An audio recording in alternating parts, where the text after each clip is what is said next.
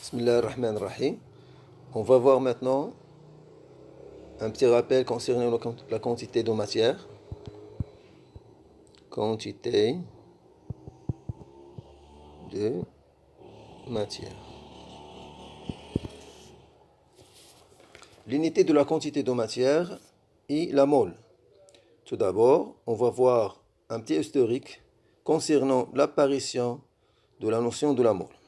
Les espèces chimiques telles que les atomes, les molécules et les ions sont trop petits par rapport à l'échelle humaine. Par exemple, la masse d'un atome de fer est de l'ordre de 10 à la puissance moins 22 grammes. Cela veut dire qu'un petit clon de fer de masse M, contient environ 10 à la puissance 22 atomes. Pour passer de l'échelle atomique à l'échelle macroscopique,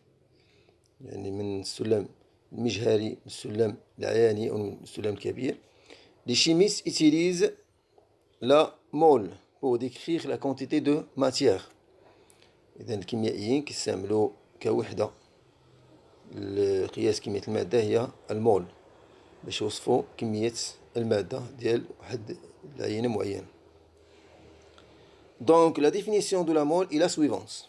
La mole est une quantité de matière contenant 6,02 fois 10 à la puissance 23 particules identiques. Atomes, molécules, ions, électrons, etc. دونك المول هو هو وحدة ديال كمية المادة. هو في حقيقة الأمر ملي كنقول عندي مول واحد من واحد العينة، يعني كنقول هاد العينة هذه كتحتوي على 6.02 في 10 أس 23 دقيقة متشابهة. هاد الدقائق هذه تقدر تكون ذرات، تقدر تكون أيونات، تقدر تكون جزيئات أيون، تقدر تكون جزيئات، تقدر تكون إلكترونات إلى آخره. Le nombre 6,02 fois 10 à la puissance 23 s'appelle nombre d'Avogadro. Il est relié à une constante qui s'appelle constante d'Avogadro, qui est Na, notée Na, égale 6,02 fois 10 à la puissance 23 mol moins 1. هاد الثابتة ديال أفوكادرو ou bien constante d'Avogadro اش كتعني؟ Signifie que chaque mole d'une substance chimique pure contient 6,02 fois 10 à la puissance 23 particules identiques. Des particules peuvent être des atomes, des molécules, des ions, des électrons, etc. Par exemple, une mole de fer contenant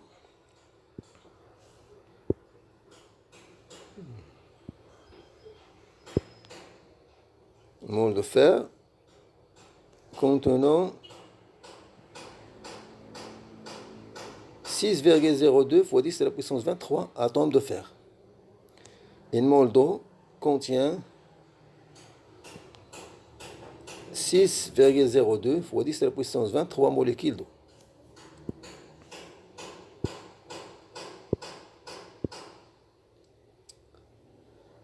De manière réciproque, si on prend une substance chimique qui contient 12,04 fois 10 à la puissance 23 particules, ça signifie de carbone, l'ensemble de l'échantillon de particules de carbone, ou bien d'atomes de carbone, contient 12,04 fois 10 à la puissance 23. On voit que ce nombre est le double de 6,02 fois 10 à la puissance 23. Donc ici on a 2 moles de carbone. 2 moles de carbone. Donc chaque mole contient 6,02 fois 10 à la puissance 23 d'atomes, ou bien des molécules, ou bien des électrons, etc. Ici, on a chaque mole contient 6,02 fois 10 à la puissance 23 d'atomes de carbone, puisqu'on a la 12,04 fois 10 à la puissance 23 atomes de carbone, donc on a 2 moles. Donc la question qui se pose maintenant, quelle est la relation entre la quantité de matière et le nombre de particules?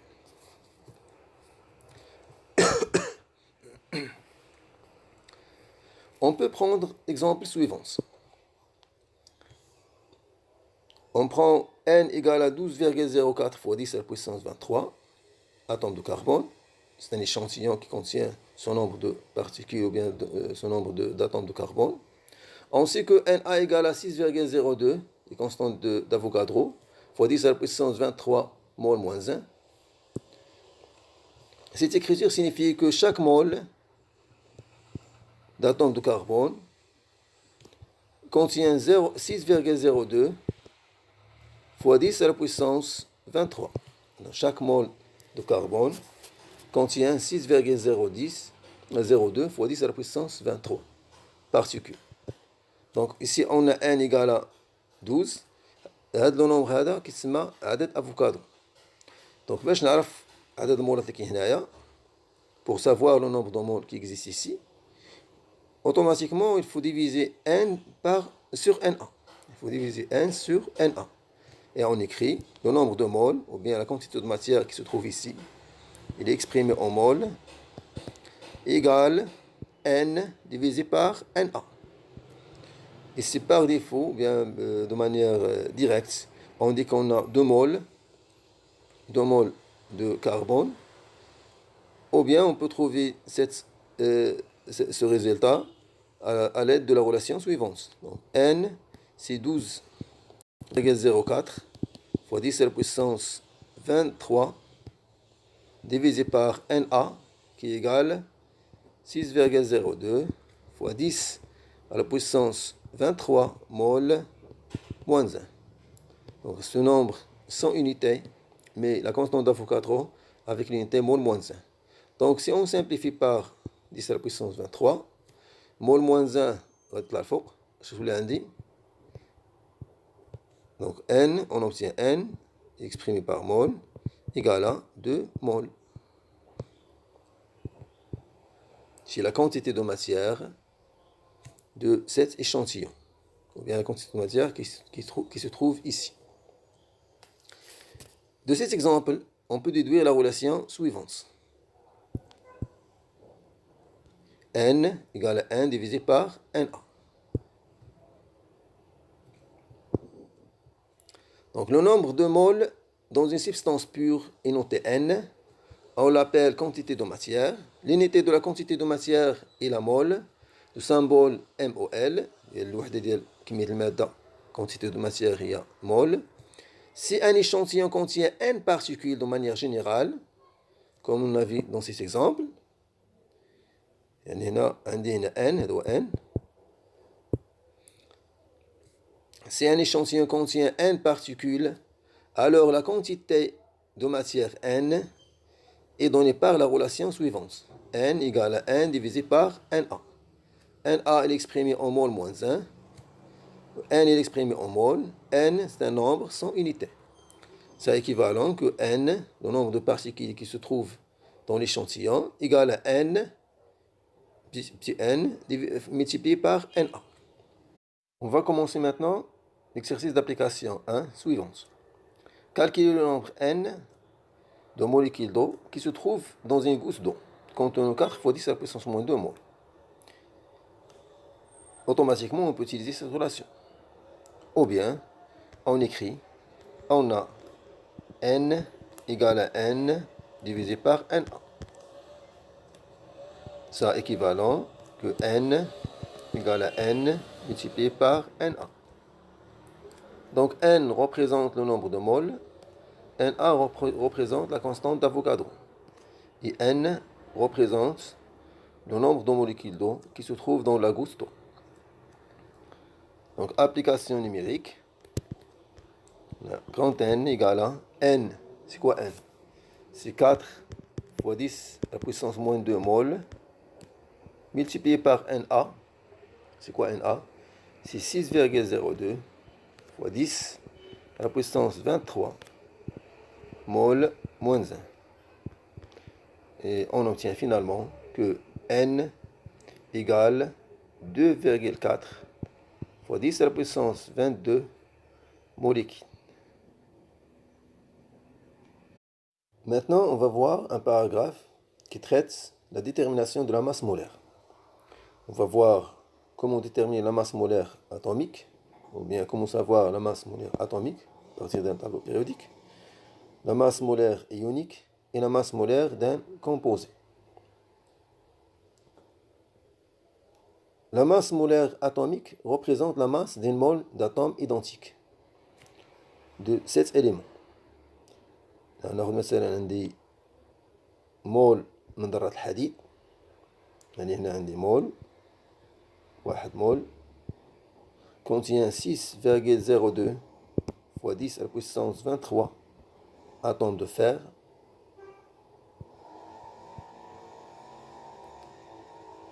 Donc, chaque atome a pour masse M de chaque atome égale à 9,3 fois 10 à la puissance moins 23 grammes.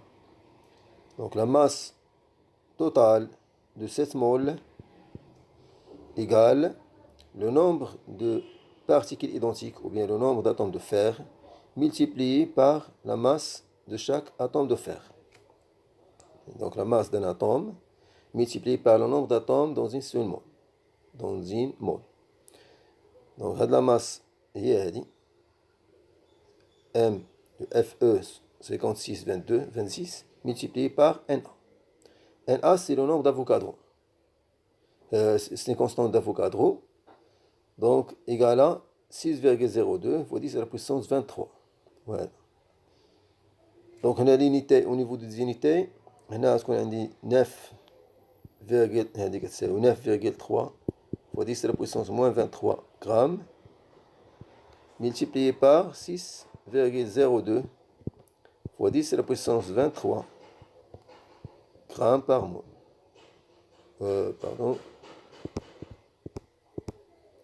Mol moins 1. Donc, le résultat, c'est environ 56 grammes par mol. Le nombre représente la masse molaire de fer. 56 grammes par mol. Donc, le nombre 56 représente aussi le nombre de masse. يعني عدد الكتلة.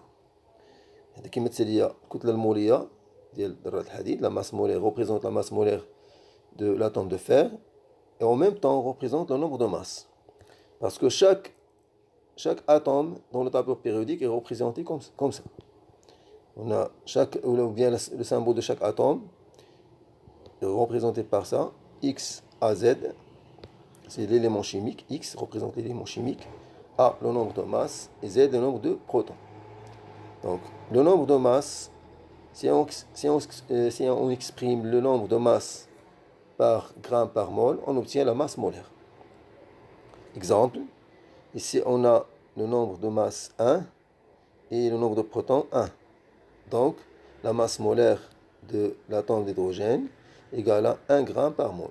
Ça signifie que chaque ensemble d'atomes d'hydrogène qui contient 6,02 fois 10 à la puissance 23 atomes d'hydrogène pèse 1 gramme. De même, le symbole de l'atome de carbone X, A, Z, A c'est le nombre de masse, donc la masse molaire de l'atome de carbone c'est 12 grammes par mol. Ici on a 7, ici 14, le nombre de masse. Ici on a 8, ici on a 16, donc ici on a 16 grammes par mol. Donc la valeur moyenne de la masse molaire de quelques éléments souvent utilisés sont les suivantes. La masse molaire est ionique. La masse des électrons est négligeable. Donc, si un atome perd ou gagne des électrons et devient un ion, sa masse ne change pas. Donc la masse molaire ionique égale la masse molaire atomique. Exemple, la masse de l'atome Na égale à la masse molaire de l'ion Na+. Et la masse molaire de Cl, chlore, égale la masse molaire d'ion chlorure, Cl-. Donc, parce que la masse des électrons est négligeable. Donc la masse molaire d'un composé.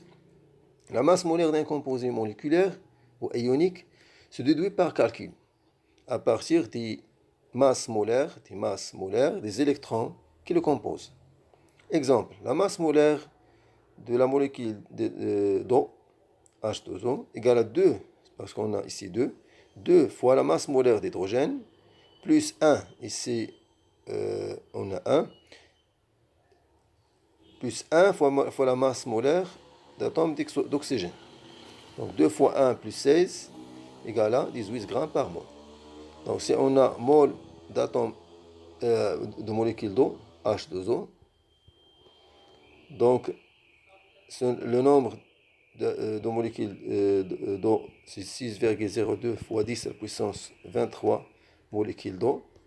Donc, cette quantité représente 1 mol, quantité de matière de cet échantillon.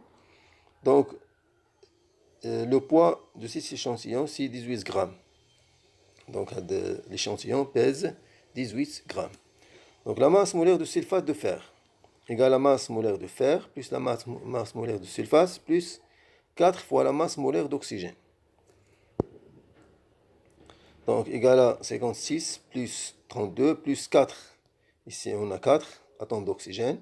Donc, il faut multiplier 4 fois la masse molaire d'oxygène. Égale à 152 grammes par mol. Donc, la question qui se pose maintenant, quelle est la relation entre la quantité de matière et la masse d'un échantillon? On peut suivre la méthode suivante. Si un échantillon contient une quantité de matière N, alors sa masse est M, telle que N a pour masse M, donc 1 mol, ou bien 1 mol a pour masse Mg, grand M.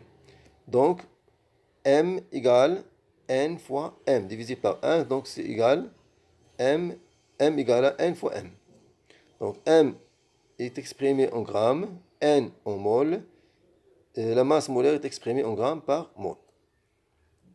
Ou bien, on peut déduire cette relation à partir de l'exemple suivant. On a une mol d'atome de carbone contient 6,02 fois 10 à la puissance 23 atomes de carbone, a pour masse 12 grammes. Donc, parce qu'on a la masse molaire d'atomes de carbone égale à 12 grammes par mol. Chaque mol pèse 12 grammes. Donc, si on prend le double de ce nombre, 12,04 fois 10 à la puissance 23 atomes de carbone. Donc, la masse a pour masse 24 grammes. Donc, si on désire savoir la quantité de matière ou bien le nombre de moles dans cet échantillon, on fait la relation suivante. N égale à la masse totale de l'échantillon divisé par la masse de chaque mole, la masse de carbone. Donc, ça égale 24 grammes divisé par 12 grammes par mol. Donc, 24 sur 12, ça fait 2. Donc, mol, 2 mol.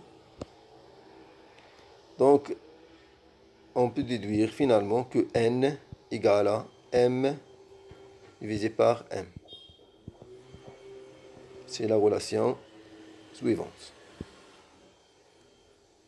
Bien. De cette relation, on peut déduire que N égale à M divisé par M. On va voir l'exercice d'application 2. Le glucose est un sucre formé de molécules de formule C6H12O6.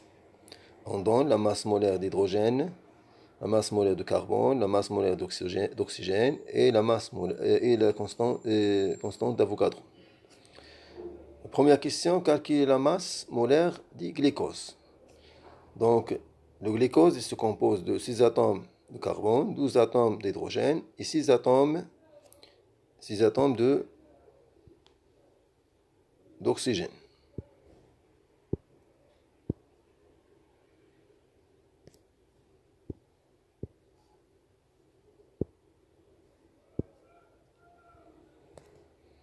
Donc,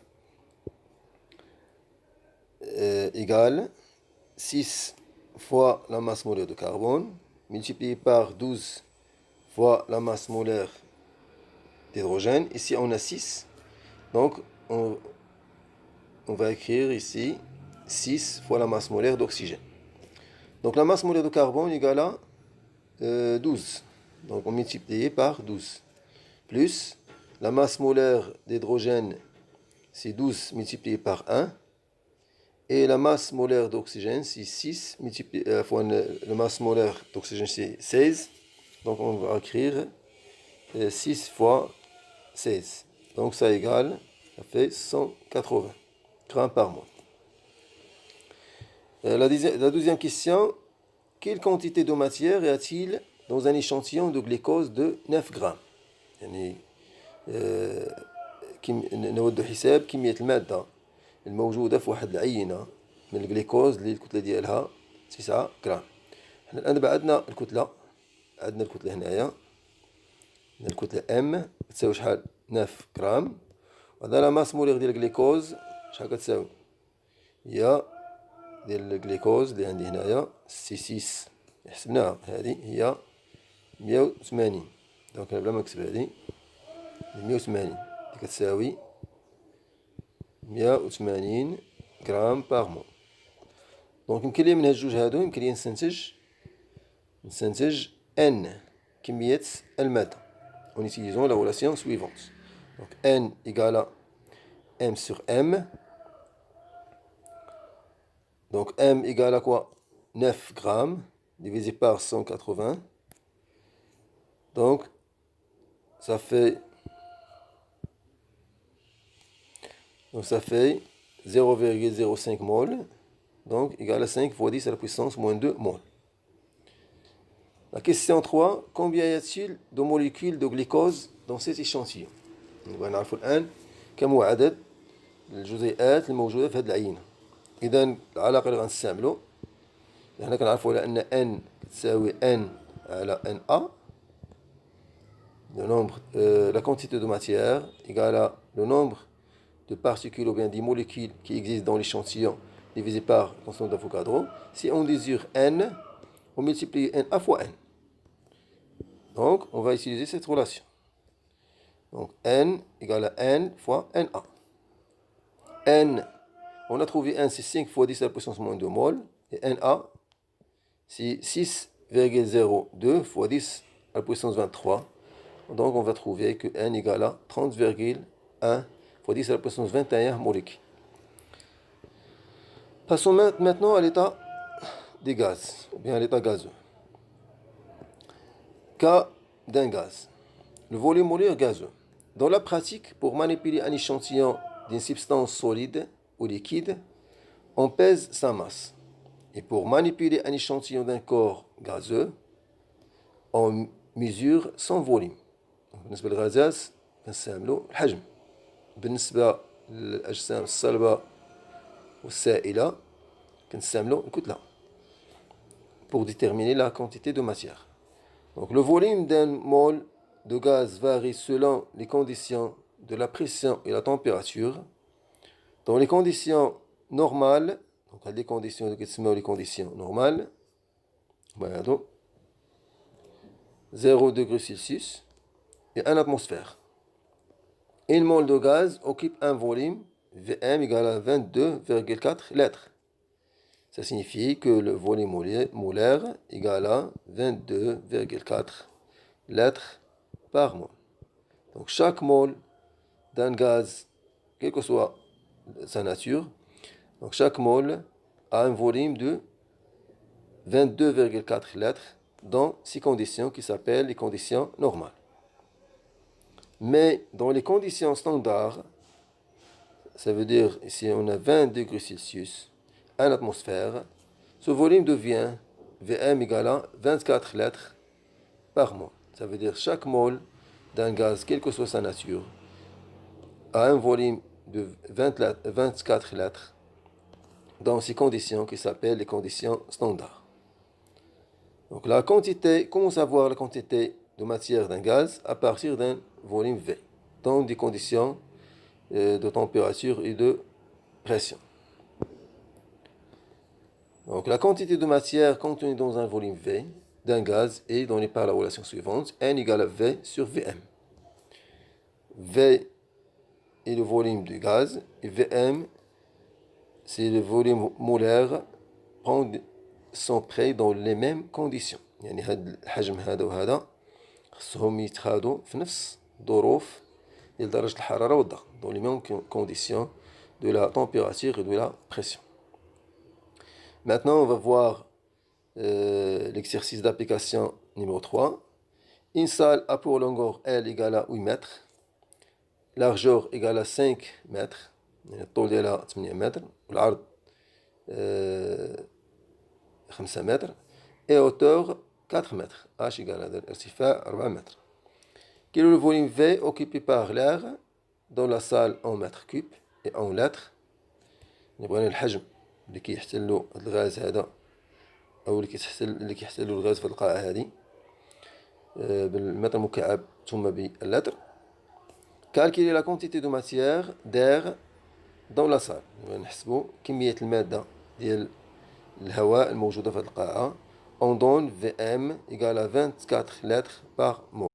La réponse de cette application,